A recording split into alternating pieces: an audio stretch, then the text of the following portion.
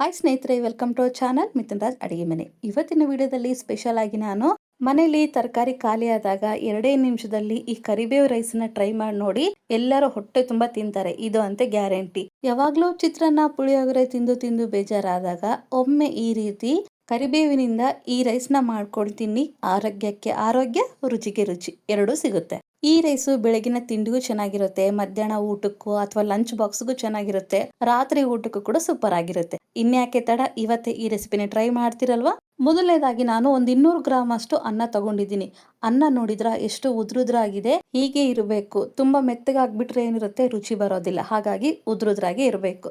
ನಂತರ ನಾನು ಕಡಾಯಿಯಲ್ಲಿ 2 ರಿಂದ 3 ಟೀ ಸ್ಪೂನ್ ಅಷ್ಟು ಎಣ್ಣೆ ಹಾಕ್ತಿದ್ದೀನಿ. ಎಣ್ಣೆ ಬಿಸಿ ಆದ್ಮೇಲೆ 2 ಟೇಬಲ್ ಸ್ಪೂನ್ ಅಷ್ಟು ಕಡಲೆಬೇಳೆನ ಹಾಕ್ತಾ ಇದ್ದೀನಿ. ನಂತರ 2 ಟೇಬಲ್ ಸ್ಪೂನ್ ಅಷ್ಟು ಉದ್ದಿನ ಬೇಳೆ ಹಾಕ್ತಾ ಇದ್ದೀನಿ. ನಿಮ್ಮೆಲ್ಲರ ಹತ್ರ ಒಂದು ರಿಕ್ವೆಸ್ಟ್, ನನ್ನ ಚಾನಲ್ನ ಮೊದಲನೇ ಬಾರಿ ನೋಡ್ತಾ ಇದ್ರೆ ಪ್ಲೀಸ್ ಎಲ್ಲರೂ ದಯವಿಟ್ಟು ಸಬ್ಸ್ಕ್ರೈಬ್ ಮಾಡ್ಕೊಳ್ಳಿ. ಪಕ್ಕದಲ್ಲಿರುವಂತ ಬೆಲ್ ಬಟನ್ ನ ಕ್ಲಿಕ್ ಮಾಡಿದ್ರೆ ನಾನು ಯಾವಾಗ ವಿಡಿಯೋಸ್ ಹಾಕಿದ್ರೆ ನೋಟಿಫಿಕೇಶನ್ ಬರುತ್ತೆ. ನಂತರ 2 ಟೇಬಲ್ ಸ್ಪೂನ್ ಅಷ್ಟು ತೊಗರಿ ಬೇಳೆ, 1 ಟೀ ಸ್ಪೂನ್ ಅಷ್ಟು ಧನಿಯಾ ಕಾಳು, ಅರ್ಧ ಟೀ ಸ್ಪೂನ್ ಅಷ್ಟು ಮೆಣಸು, ಅರ್ಧ ಟೀ ಸ್ಪೂನ್ ಅಷ್ಟು ಜೀರಿಗೆನ ಹಾಕೊಂಡು ಗ್ಯಾಸನ್ನ ಮೀಡಿಯಂ ಫ್ಲೇಮ್ ಅಲ್ಲಿ ಇಟ್ಕೊಂಡು ಸ್ವಲ್ಪ ಹೊತ್ತು ಫ್ರೈ ಮಾಡ್ಕೋಬೇಕು. ತೊಗರಿ ಬೇಳೆ ಹಾಕಿರೋದ್ರಿಂದ ಎಕ್ಸ್ಟ್ರಾ ಟೇಸ್ಟ್ ಕೊಡುತ್ತೆ, ರುಚಿ ಕೂಡ ಚೆನ್ನಾಗಿರುತ್ತೆ. ನಂತರ 5 ಒಣಮೆಣಸಿನಕಾಯಿನ ಹಾಕ್ತಾ ಇದ್ದೀನಿ. ನಂತರ 2 ಟೇಬಲ್ ಸ್ಪೂನ್ ಅಷ್ಟು ಬಿಳಿ ಎಳ್ಳನ್ನ ಹಾಕ್ತಾ ಇದ್ದೀನಿ. ಬಿಳಿ ಎಳ್ಳು ಹಾಕಿ ಕರಿಬೇವು ರೈಸ್ ಮಾಡಿದ್ರೆ ತುಂಬಾ ರುಚಿಯಾಗಿರುತ್ತೆ. ನಂತರ ನೆಲ್ಲಿಕಾಯಿ ಸೈಜ್ ಅಷ್ಟು ಹುಣಸೆ ಹಣ್ಣನ್ನ ಹಾಕ್ಬಿಟ್ಟು ಈ ರೀತಿ ಫ್ರೈ ಮಾಡ್ಕೋಬೇಕು. ಗ್ಯಾಸನ್ನ ಆದಷ್ಟು ಮೀಡಿಯಂ ಫ್ಲೇಮ್ ಅಲ್ಲಿ ಇಟ್ಕೊಂಡು ಈ ಕಾಳುಗಳು ಎಲ್ಲವೂ ಏನಿದಾವಲ್ಲ ಎಲ್ಲವೂ ಗೋಲ್ಡನ್ ಕಲರ್ ಬರೋವರೆಗೂ ಫ್ರೈ ಮಾಡ್ಕೊಂಡ್ರೆ ಸಾಕಾಗುತ್ತೆ. ನೋಡಿದ್ರ ಈ ರೀತಿ ಗೋಲ್ಡನ್ ಕಲರ್ ಬಂದಿದೆ.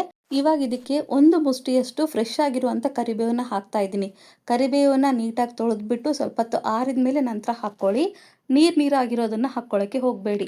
ಕರಿಬೇವು ಕ್ರಿಸ್ಪಿ ಆಗೋವರೆಗೂ ಫ್ರೈ ಮಾಡಿಕೊಂಡು ನಂತರ ಗ್ಯಾಸನ್ನ ಆಫ್ ಮಾಡ್ಕೋಬೇಕು. ನೋಡಿದ್ರೆ ಕರಿಬೇವು ಕಂಪ್ಲೀಟ್ ಆಗಿ ಕ್ರಿಸ್ಪಿ ಆಗಿದೆ. ಇವಾಗ ಆರೋಕೆ ಬಿಡ್ತೀನಿ. ಕಂಪ್ಲೀಟ್ ಆಗಿ ತಣ್ಣಗಾಗ್ಬೇಕು.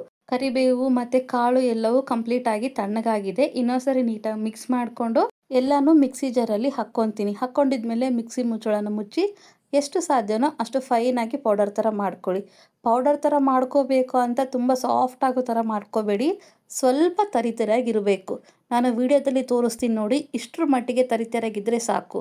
ಈ ಪುಡಿನ ನೀವು ಡೈರೆಕ್ಟಾಗಿ ಇಡ್ಲಿ ದೋಸೆ ಜೊತೆಗೆ ತಿಂದರೂ ಕೂಡ ಚೆನ್ನಾಗಿರುತ್ತೆ. ಇಲ್ಲ ಅಂತಂದರೆ ಬಿಸಿ ಬಿಸಿ ಅನ್ನದ ಮೇಲೆ ಈ ಪುಡಿ ಹಾಕ್ಕೊಂಡು ತುಪ್ಪ ಹಾಕ್ಕೊಂಡು ತಿಂದರೂ ಕೂಡ ಚೆನ್ನಾಗಿರುತ್ತೆ. ಒಗ್ಗರಣೆ ಕೊಡಲಿಕ್ಕೆ ನಾನು ಅದೇ ಕಡಾಯಿಗೆ 2 ಟೇಬಲ್ ಸ್ಪೂನ್ ಅಷ್ಟು ಎಣ್ಣೆ ಹಾಕ್ತಿದ್ದೀನಿ. ಎಣ್ಣೆ ಬಿಸಿ ಆದಮೇಲೆ 2 ಟೇಬಲ್ ಸ್ಪೂನ್ ಅಷ್ಟು ಶೇಂಗಾ ಬೀಜನ ಹಾಕ್ತಾ ಇದ್ದೀನಿ. ಶೇಂಗಾ ಬೀಜನ ಹಾಕ್ಕೊಂಡಿದ್ಮೇಲೆ ಗ್ಯಾಸನ್ನ ಮೀಡಿಯಂ ಫ್ಲೇಮಲ್ಲಿ ಇಟ್ಕೊಂಡು ಶೇಂಗಾ ಬೀಜ ಸ್ವಲ್ಪ ಬಣ್ಣ ಚೇಂಜ್ ಆಗೋವರೆಗೂ ಫ್ರೈ ಮಾಡ್ಕೊಳ್ಳೋಣ. ನೋಡಿದ್ರೆ ಈ ರೀತಿ ಬಣ್ಣ ಚೇಂಜ್ ಆಗೋವರೆಗೂ ಫ್ರೈ ಮಾಡ್ಕೊಂಡ್ರೆ ಸಾಕು. ನಂತರ ಇದಕ್ಕೆ ಒಂದು ಅರ್ಧ ಟೀ ಸ್ಪೂನ್ ಅಷ್ಟು ಕಡಲೆಬೇಳೆ, ಅರ್ಧ ಟೀ ಸ್ಪೂನ್ ಅಷ್ಟು ಉದ್ದಿನಬೇಳೆ, ಅರ್ಧ ಟೀ ಸ್ಪೂನ್ ಅಷ್ಟು ಸಾಸಿವೆ ಹಾಕ್ಕೊಂಡು ಒಂದು 5 ರಿಂದ 6 ಜಜ್ಜಿರುವಂಥ ಬೆಳ್ಳುಳ್ಳಿ, ಸ್ವಲ್ಪ ಕರಿಬೇವನ್ನ ಹಾಕ್ಕೊಂಡು ಕರಿಬೇವು ಮತ್ತು ಬೆಳ್ಳುಳ್ಳಿ ಕ್ರಿಸ್ಪಿ ಆಗೋವರೆಗೂ ಫ್ರೈ ಮಾಡ್ಕೋಬೇಕು. ನೋಡಿದ್ರ ಈ ರೀತಿ ಕ್ರಿಸ್ಪಿ ಆಗೋವರೆಗೂ ಫ್ರೈ ಮಾಡ್ಕೊಂಡಿದ್ಮೇಲೆ ಇವಾಗ ಗ್ಯಾಸನ್ನು ಲೋ ಫ್ಲೇಮಲ್ಲಿ ಇಟ್ಕೊಂಡು ಮಿಕ್ಸಿ ಮಾಡಿರುವಂಥ ಕರಿಬೇವಿನ ಪುಡಿ ಇದೆಯಲ್ಲ ಅದನ್ನು ಹಾಕ್ಕೊತೀನಿ. ಗ್ಯಾಸನ್ನು ಲೋ ಫ್ಲೇಮಲ್ಲಿ ಇಟ್ಕೊಂಡೆ ಪುಡಿನ ಹಾಕ್ಕೊಳ್ಳಿ. ರುಚಿಗೆ ತಕ್ಕಷ್ಟು ಉಪ್ಪನ್ನು ಹಾಕ್ಕೊಂಡಿದ್ಮೇಲೆ ನೀಟಾಗಿ ಮಿಕ್ಸ್ ಮಾಡ್ಕೊಳ್ಳೋಣ.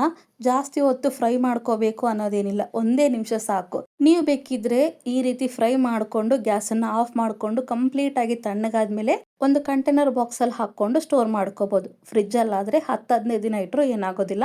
ಹೊರಗಡೆ ಆದರೆ ಒಂದು 3-4 ದಿನ ಇಟ್ಕೊಂಡ್ರೆ ಚೆನ್ನಾಗಿರುತ್ತೆ. ಬೆಳ್ಳುಳ್ಳಿ ಇಷ್ಟ ಇಲ್ಲ ಅಂದರೆ ಸ್ಕಿಪ್ ಮಾಡ್ಬೋದು, ಬಟ್ ಹಾಕಿದರೆ ಒಳ್ಳೆ ರುಚಿ ಬರುತ್ತೆ. ಈ ಪುಡಿಗೆ ಅನ್ನ ಸೇರಿಸ್ಬಿಟ್ಟು ನೀಟಾಗಿ ಮಿಕ್ಸ್ ಮಾಡ್ಕೊತೀನಿ. ಈ ಪುಡಿಗೆ ಎಷ್ಟು ಬೇಕಾಗುತ್ತೋ ಅಷ್ಟು ಅನ್ನನ ಹಾಕ್ಕೊಂಡು ನೀಟಾಗಿ ಮಿಕ್ಸ್ ಮಾಡಿಕೊಂಡು ಬಿಸಿ ಬಿಸಿಯಾಗಿ ಸರ್ವ್ ಮಾಡ್ಕೊಳ್ಳಿ. ತುಂಬ ರುಚಿಯಾಗಿರುತ್ತೆ.